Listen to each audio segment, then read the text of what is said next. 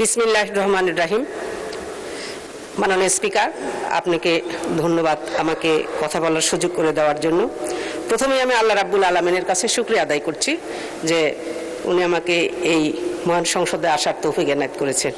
সেই সঙ্গে আমার দল জামাতে ইসলামকে আমি কৃতজ্ঞতা জানাচ্ছি আমাকে সংরক্ষিত নারী আসনে মনোনীত করার জন্য।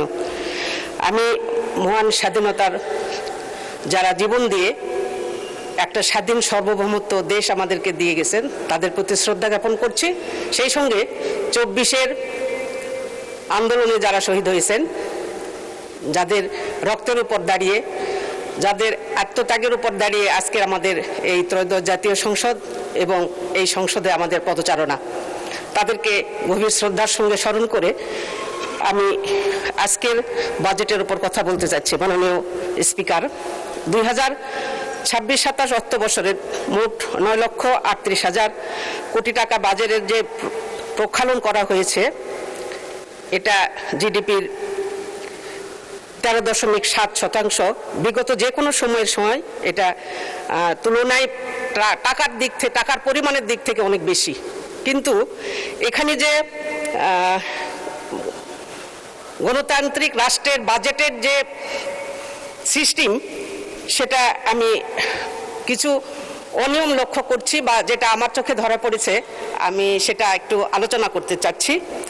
মাননীয় স্পিকার, গণতান্ত্রিক রাষ্ট্রের মৌলিক দায়িত্ব হলো বাজেট জনগণের সাথে যোগাযোগ করে দিবে এবং এই বাজেট জনগণের যোগাযোগের মাধ্যমে জনগণকে জানিয়ে দিবে যে অতীতে কি ছিল, বর্তমানে কি আছে এবং ভবিষ্যতে তাদের জন্য আমরা এই বাজেটের মাধ্যমে কি করতে চাচ্ছি। মাননীয় স্পিকার, 26-27 অর্থ বছরের বাজেটের 10টি অগ্রাধিকার দেওয়া হয়েছে। সেই অগ্রাধিকার মধ্যে স্পষ্ট করা হয়নি যে কতটা কর্মসংস্থান সৃষ্টি হবে, কত বিনিয়োগ আসবে, কত সময়ের মধ্যে মূল্যস্ফীতি আসবে, কত নতুন করদাতা যুক্ত হবে এবং কোন সূচকের মাধ্যমে সাফল্য পরিমাণ করা যাবে তা অস্পষ্ট। মাননীয় স্পিকার,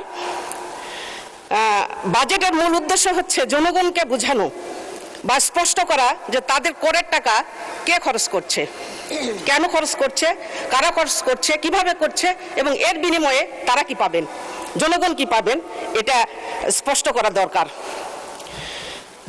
যেখানে আমরা বিগত ফ্যাসিস্ট সরকারের আমলে আমরা দেখেছি যে বাজেটে ঋণ খিলাপির উচ্চ হার, যেটা এখনো আমরা এই বাজেটে পরিলক্ষিত হয়েছে এবং যেটা আমরা দেখতে পাচ্ছি একই।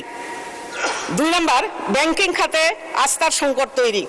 মাননীয় স্পিকার, যেটা এখন না বললেই নয় যে আসলে বাংলাদেশে এই ব্যাংকিং খাত অস্থিরতা শুরু হয়েছে, কেন জানি সেটা আর শেষই হতে চাচ্ছে না, বরং আরও নতুন করে উত্তর আরও বৃদ্ধি পাচ্ছে, যেখানে জনগণ বা গ্রাহকরা তাদের টাকা নিয়ে শঙ্কিত আছে। এরকম চলতে থাকলে কোনো এক সময় হয়তো বা জনগণ তাদের টাকা ব্যাংকে রাখতে আর উৎসাহিত হবে না বা রাখতে চাইবে না।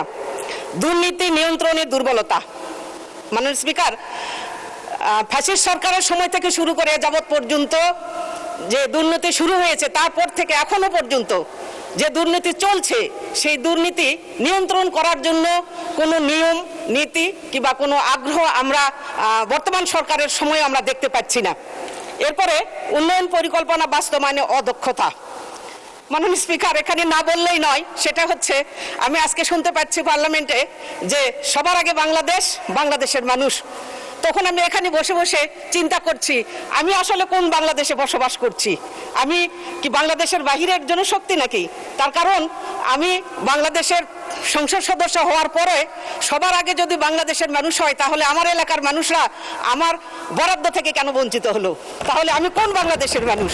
মাননীয় স্পিকার, আমাকে বঞ্চিত করা অর্থ হচ্ছে আমার যে জনগণ আমার উপর আস্থা রেখে আমাকে পার্লামেন্টে আসার জন্য সুযোগ করে দিয়েছে, তাদেরকে বঞ্চিত করা। তাহলে দেশের মানুষ যদি সবার আগে হয়, তারা বিরোধী দলীয় যে সব সংসদ সদস্য আছে সে এলাকার জনগণরা কেন বঞ্চিত হলো আমি বুঝতে পারলাম না। তাহলে সবার আগে বাংলাদেশ কেমন করে হয়? মাননীয় স্পিকার, আর্থিক খাতের শাসন ব্যবস্থা দীর্ঘদিন ধরে নানা সমস্যায় জর্জরিত। ধন্যবাদ মাননীয় সদস্য। 1 মিনিট চাচ্ছেন, 1 মিনিট দেওয়া হলো। ধন্যবাদ।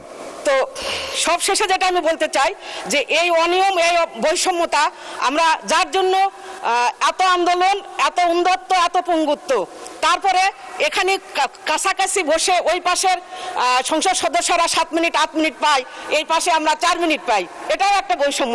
সম্মানিত মাননীয় স্পিকার, বাজেটের মূল লক্ষ্য হওয়া দরকার যে আয় বৈষম্য কমানো এবং সামষ্টিক অর্থনৈতিক স্থিতিশীলতা ফিরিয়ে আনা। কেবল জিডিপি বৃদ্ধির দিকে না তাকিয়ে জিডিপির সুফল সাধারণ মানুষের কাছে পকেট পর্যন্ত এবং প্লেট পর্যন্ত পৌঁছায়, সেই রূপরেখা থাকা জরুরি। প্রান্তিক জনগণ চায় পেট ভরে ভাত, চোখ ভরে ঘুম, তাই জন্য আমাদের বাজেট হওয়া উচিত। মাননীয় স্পিকার, আপনাকে ধন্যবাদ।